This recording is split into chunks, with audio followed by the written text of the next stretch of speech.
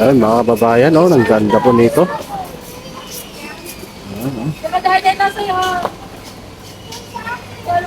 Napakaganda, napakalilim yung mga punong kahoy dito at saka itong mga bamboo. Kababayan. Ah.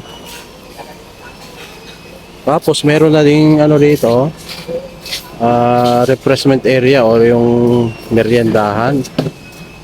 Ayan dito, oh. May kapihan din dito kung gustong magkape, ano. May juice, saka ayan, mga merienda mga kababayan. So kung magugutom ka rito, pwede ka namang magmerienda.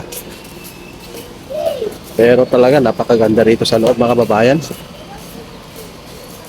Ayan, oh, acacia tree, oh.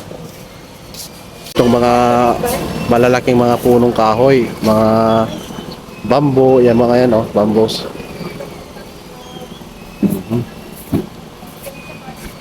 Napakaganda mga kababayan.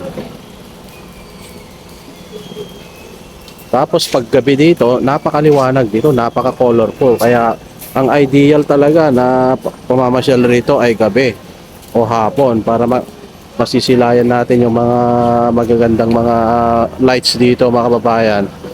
Ang daming nilagay na lights dito sa may acacia. Kahit dun sa pinakatuktok dun, oh, may nilagay silang mga lights. So napakaganda mga kababayan. Oh.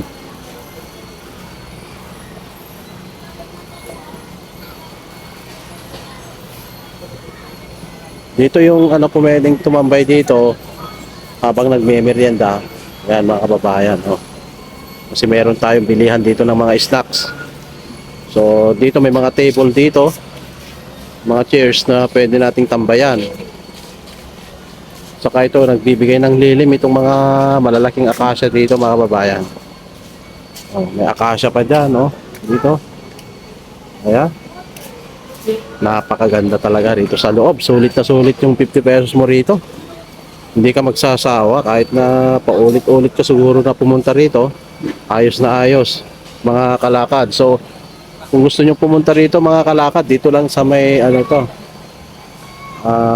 sakop na yata ng Reyna Mercedes ito, eh.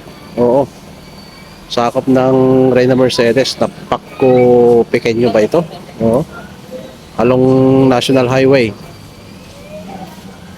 mga kababayan, dito sa Reyna Mercedes.